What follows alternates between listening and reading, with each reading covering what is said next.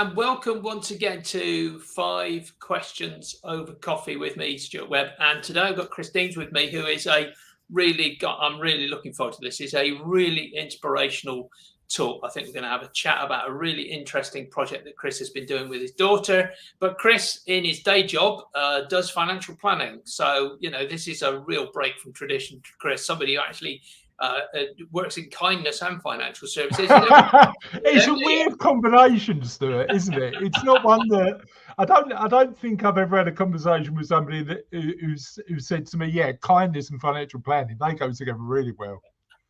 Chris, welcome to the podcast. Really pleased to see you here. Listen, we normally start off with how do you help your clients, but how do you help people be kind? I guess is the question I'm going to sort of put back to you.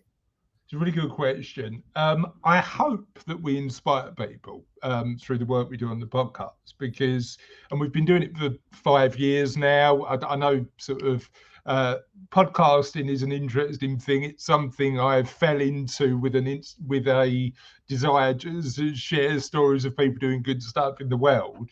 And when we first started it, it was that case of going, we looked at the numbers because I am a financial planner, and that's just sort of part of what my personality is, looking at the numbers. And I think the first week, plan out of the person, but you can't take the person out of the planning. Can you? No, I think I'm a business owner as well, right? So tracking the numbers and understanding what's going on is part of who I am.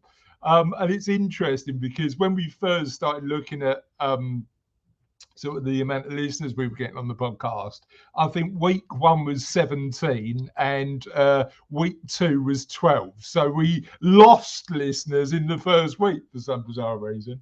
But now we've been doing it for 5 years, and we've consistently shared stories of people doing amazing stuff in the world. We get tens of thousands of listeners who tune into the Kindness Project every month. And it's an absolute honor to share the stories of people doing amazing stuff in the world. I absolutely love it. Yeah, it's a really great thing to do. To be honest with you, Chris, there's not enough kindness going about, is there? That's one of the messages that comes through to me. Yeah, I mean, part of, and it's interesting, isn't it? What you said at the start about that combination between being a financial planner and kindness, even though we're in a position where that link might not be obvious, what I do in the day job is help people achieve financial independence so they can live the lives they want. And actually, there's nothing kinder than having that financial clarity so that you can go and do stuff you want. And often, for a lot of our clients who are typically between 50 and 60 when they start to work with us, part of their life plan moving forward is giving back, because they've been lucky in their life to build a level of wealth, and it's about that next stage of their life, being in a situation where they go, well, how can I help others? Yeah. You're probably aware a little bit of some of the work that I do, and I'm working with business owners to try and grow their business. But nearly all, I mean, it's not true that every one of them, but pretty much every one of them wants to be able to grow their business, because what they want to end up doing is saying, well, I've got this charity, or I've got these people that I want to help. Actually, what I want to do is liberate enough money from the business at the end of it to go into, there's only so much time you can spend on the golf course. So, they want to do something else. They want to spend some time with some people. They want to be there. I mean, I've just helped one guy. He's grown his business. And what has he done? He's done 2 things. One, he's now spending a lot more time in a hospice, because, as he said, the one thing that you hear about people when they get to this stage in their life is they've spent too much time in the office, and he wants to get people out of doing that. And the second thing is that he actually sort of devoting some of that money back to helping other people grow their business, so he can see them get back out and do good things after they finish with their business life. 100%. So you're absolutely right. Financial planning is an important part of being able to give back. I mean, one of the things that I'm really proud of is, and again, we talked about the podcast, one of the lucky things I've managed to do is take all of the stories from the podcast and put them in a book, and that was published late last year. It's doing really well. But 100% of the profits we get from that book are going to our local hospice, funny enough, St Francis, who do amazing work for people at the end of your lives. And certainly going, and we've got a really good close relationship with our hospitals. They've been on the Kindness Project a number of times, and I did the marathon for them in 2021. So we've done a lot of work together supporting what they do. And I've been lucky enough to see the work they do firsthand by going into bits and meeting the team and stuff like that. And you look at that and you go, it does give you a different perspective on life when you realise that sometimes it comes to an end quicker than we think, and sometimes we need to think about the decisions we make with our time, which is the commodity that's the most limited, as opposed to the money. Yeah, Chris, you're absolutely right. I put the link to the book down at the bottom of the screen. So the kindnessprojectbook.co.uk/book. That's the kindnessprojectbook.co.uk/book. Can't recommend that everybody just goes and gets a copy of that themselves, because there are some great stories. Chris, you just mentioned something there in terms of time, and I'm sort of constantly aware that time is the one thing that you can't get. You can make more money. You just can't make more time. Time passes, whether you like it or not. And I'm constantly aware that I talk to people who own businesses, and they talk about time management. I go, look, time manages itself, whether you like it or not. It passes at 60 seconds per minute, whether you do what you want. The only thing you can do is manage your attention during that time. And I think that's one of the things that you're sort of talking about there. Is it's about attention, isn't it? It's about people being attuned to what they're trying to do and thinking about more what they're trying to achieve with some of the stuff that they're talking about. Yeah, I mean, for me, and again, this is the planner coming out in me. It's about having a clear strategy is step one, because the amount of people we speak to who, like in our professional lives, talk about, oh, well, I've done this, I've set up this investment, or I've done. Before we start talking about any of that, what's the plan? And it goes back to be intentional with your time and look at sort of how we do that, and just being financially clear about where you are, so that you can move on to where you want to be. And it's interesting because again, Stuart, I'm not perfect. If you've read the book, I tell stories about the fact that I am liable to make mistakes like all of us. I tell one story in the book about I travel with my dad every year. My dad's in his 70s now, and we do like a little boys' weekend every year where we go away together. And a couple of years ago, we went to Gibraltar, and I booked a hotel, the Hotel Gibraltar, and like booked all the flights and stuff like that. Flew into Gibraltar Airport, got in the cab at Gibraltar Airport and said, look, we'd like to go to the Hotel Gibraltar. He went, I can't take you there. I was like, okay, interesting. Why not? Because, sir, the Hotel Gibraltar isn't in Gibraltar, it's in Spain. And I like, and bear in mind that we manage millions and millions of pounds for our clients. We're really good at what we do, hopefully. We do all that sort of stuff. I don't know anybody else, Stuart, who's booked a holiday in the wrong country, who's booked a hotel in the wrong place.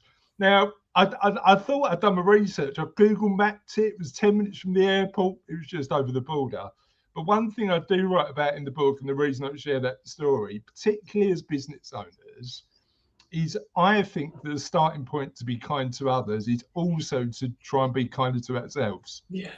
And, understand that life isn't perfect, but also sort of navigate that in a way which allows you to do the best for you and your clients. Yeah, absolutely right. Chris, that's a really interesting, a really interesting story to illustrate that, because, too often I find business owners who are beating themselves up. And, I think you and I are both fans as well of the Daily Stoic. I sort of sit and read that. That's the first thing I sort of read pretty much every day, is to just center myself on the fact that there are a lot of things in this world that you cannot control, but the one thing you can control is your reaction to the circumstances. Yeah. And so often we're trying to fight against things, and we're trying to control things which are just out of control. We can't control the world. We can't control the weather. But what we can do is decide what we're going to do to react to it. and deciding to react to a setback like that by going, okay, fine. So we're going to go in a hotel that's 10 minutes down the road, but in a different country. We'll make the best of that. We'll find a way of making it good. But that's the thing, it's about perspective, isn't it? I mean, my dad wasn't happy, if I'm honest. I mean, dragging a 74-year-old man through and the thing is, we tried to get a cab the other end, but we didn't have any euros because I didn't expect us to need any, because Gibraltar still used sterling. But we woke up in the morning and it took a while for him to get over it. But I did say we are now getting international travel every day of our trip.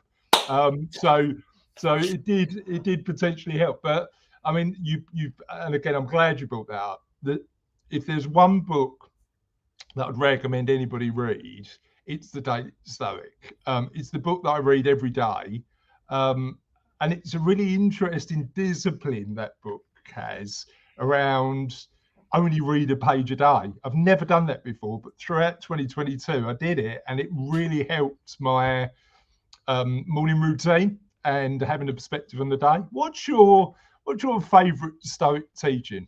Oh gosh, I mean, I think I was probably getting towards the end of, and we started doing it when we were talking about it just now, which is that concentration on the fact that, you know, I remember very clearly it was towards the end of December, the memento mori. You know, everyone is going to die, and you sit there and you think, I don't want to think about it, but at the same time, it focuses your mind on. And it's so difficult to get across to people who are younger. And I work a lot with students, and I watch them spend hours debating if they could spend 20 pence less on this or 20 quid less on that. And you think the time that you're spending debating that, you could actually put into something which is going to make 20 quid later on in your life. But, just focusing, and we come back to that thing. It is that focus. It's the focus on the right thing, not the wrong thing. People spend too much of their time, and I was just dealing with a business owner just before we got into this call, and you know, he was fretting about something, and I was going, let it go. It's just not that important, you know, in the grand scheme of things. When you get to the end of the business life, you're going to look back and go, what the heck that was about? You know, that was a day of fret wasted because I could have got on with doing what we're doing. It is that focus on, remember, you've got a legacy. Remember, you've got something you're going to leave, and make sure what you leave is worthwhile, rather than fretting about the money or fretting about it is, you know, you look back and you go, did I have the right relationships? Are people going to look back on me and think I was, you know, a reasonable, nice, kind person? Or are they going to look back and go, why was he always constantly worrying about the money? You know, that's I think the teaching. And I agree. I mean, the money, what we sort of start with is, all money is a tool to allow you to live the life you want. Now, without money, life can be fairly difficult, can't it? Because it brings worry where you don't need it. But thankfully, the clients who try to start us with their, you know, accumulated wealth and life savings, and that's a responsibility of trust we take really seriously, are in a position where they're either financially independent or getting there. And ultimately, it's all about relationships, isn't it? You know, the reason we started the Kindness Project, and it was really selfish, if I'm honest. The reason I started the Kindness Project is, she's 19 now, but Charlotte was 13, and I was really worried about maintaining a relationship with a teenage girl, because what do I talk to a teenage girl about? And having that project where we work on it together, particularly as we post every week and, you know, we record content pretty consistently, has been a really good anchor to that relationship, you know, and it's inspired, hopefully, you know, she's at uni at the minute in Strathclyde studying journalism. Hopefully that curiosity of helping understand and tell other people's stories has inspired her to do that more.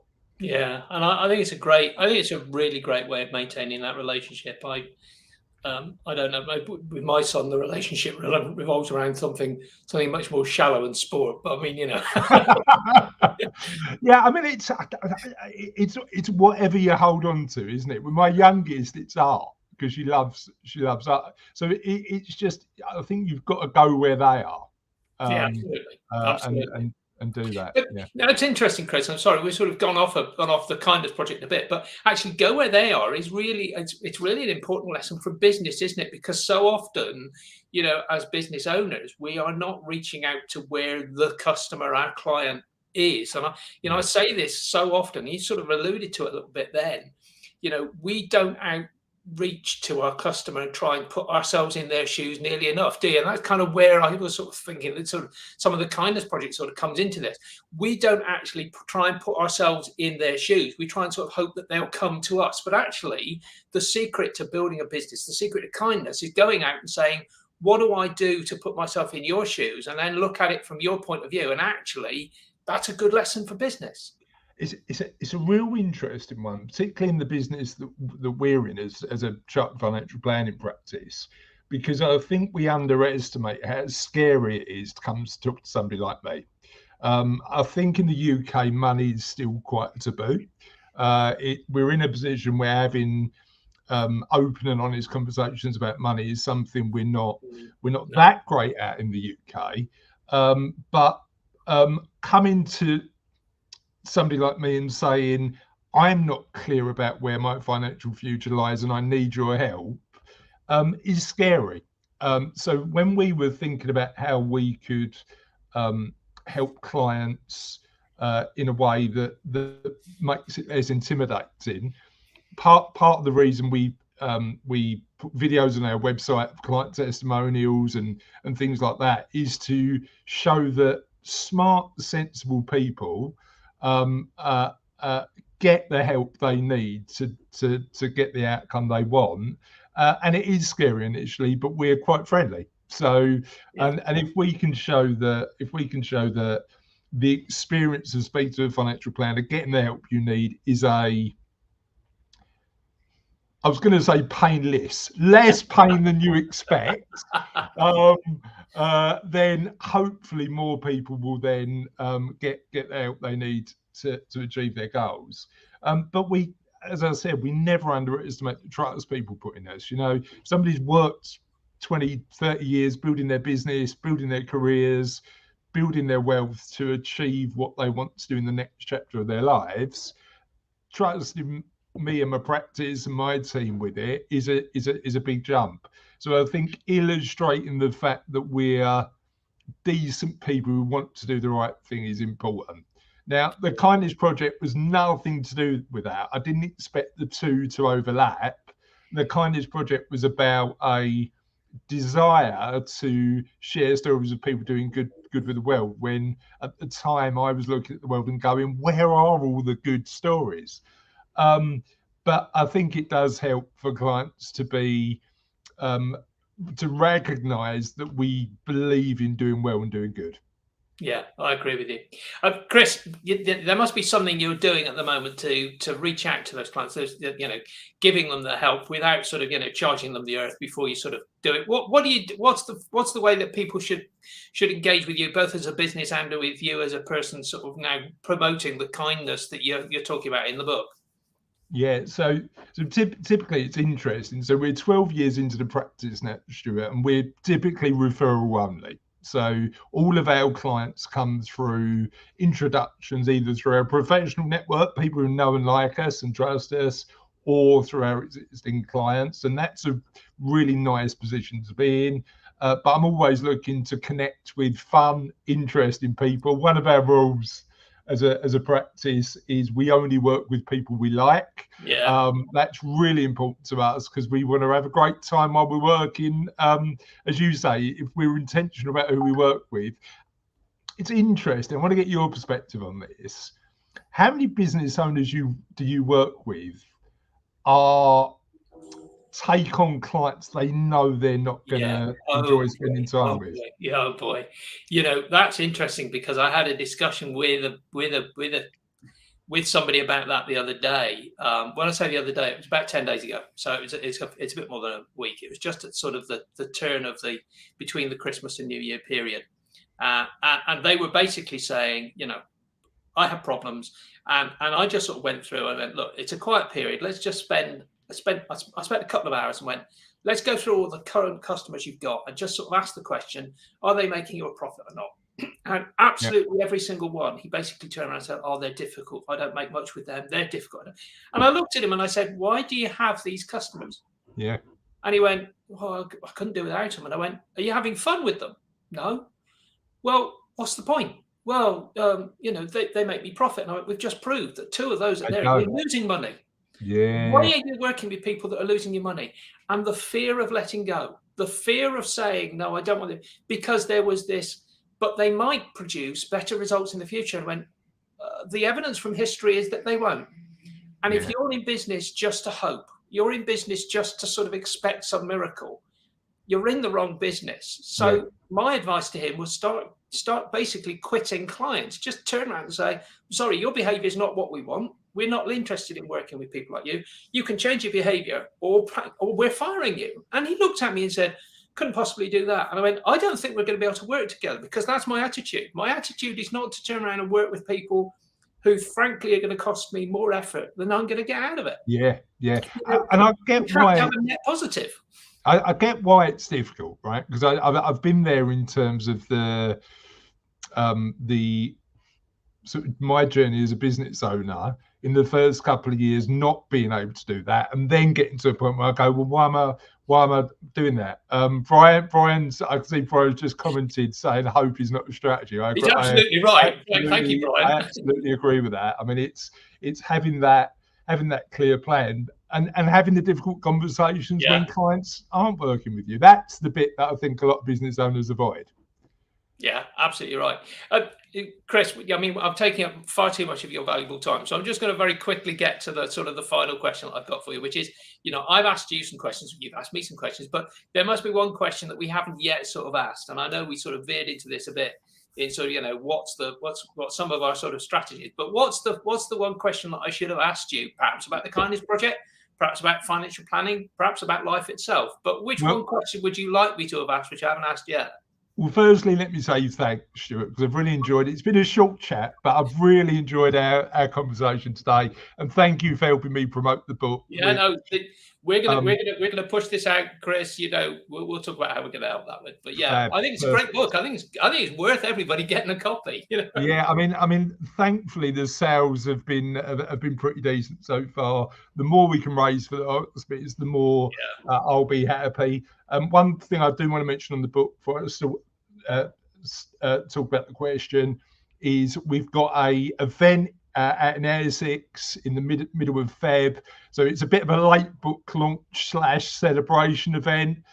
We'll share that with everybody. If you're in the area, you want to travel down, we should have a really good turnout to help us celebrate the impact of the book. One thing that I think we could have explored more is reading material, because I think the starting point when people are building their financial plan is self-education, right? What can I learn to empower myself with before I actually come and speak to a professional? And there's a few books. Number one is Happy Money by Elizabeth Dunn. Talks about the fact that spending money can make us happy, but spending money on certain stuff makes us happier than others. So that's a really interesting book to read. Wellbeing by Tom Rath is another good one. That's all about looking at all aspects of wellbeing, not only financial. The Automatic Millionaire is one of my favorite books by David Buck. And interestingly, The Daily Stoic. I definitely recommend that in all aspects of your life, reading The Daily Stoic is worthwhile. Can I just, because we've just talked a little bit about sort of daily routines, Chris. I don't know. As I said, one of the first things I do is get up and I read the Daily Stoic. But I also have a routine that means that one of the first things that I do in the morning is I actually read myself in the way that you've just discussed. I'm just going to show you the book that I'm currently reading that's on my desk. So that's a good book that I recommend. I'll tell you the other one that I've got, which might surprise you, but that is absolutely brilliant. Anybody who hasn't read that book, which you will not expect. Okay, I'm putting on my list. You will not expect that to be a really good business book, but it's a brilliant business book because it's about people. It's about how you manage to get inside the head of somebody. And, we've just talked about it. Too often, business is not about I'm going to have to try and put these down without knocking everything down on my desk now.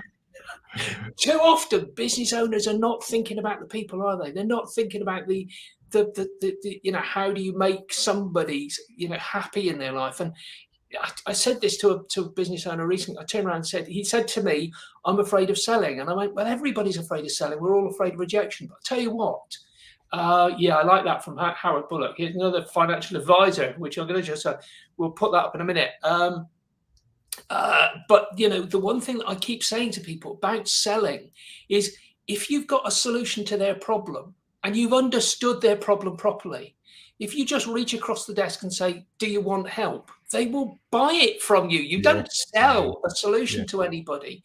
They will buy it from you. So to be honest with you, work with the people you like and just offer them help. You'll be surprised. And no longer selling. And interestingly, I mean, that our approach is, it's got to be when you're ready, and sometimes that element of speak to somebody initially and them not being ready yet doesn't mean they don't need your help sometime down the future. The amount of times clients have come back when they've gone, the pain's got too much now, I need to get financially clear to go to the next stage of my life. It's it's an interesting one. Chris, this has been a really fabulous discussion. Thank you so much for spending a few minutes. I'm very aware of how valuable your time is. Look, everybody, go get this book. Go get the Kindness Project book. It is an interesting book. It is not your standard business book, except it is. So if you see what I mean, Chris, I wish you all the success with that. I'm just gonna put one final thing up. If you would like to get onto our mailing list so that you get an email on a weekly basis about who I'm talking to on the podcast this week, really interesting conversations like this, so you can join us. We've had people today putting comments up and talking about the sort of comments that people like, interesting people like Chris. We don't have interesting people on this podcast. We don't have any wasted time. That's the link to get on, which is tca.fyi/subscribe. That's tca.fyi/subscribe. Chris, thank you so much for spending a few minutes with us. I'm just going to play the outro so that we finish this off. And then I'll make sure that we get out and we really help you to promote the Kindness Project book, because I think an absolute pleasure, Stuart. Thank you, mate. No problem at all, Chris. Thank you very much indeed.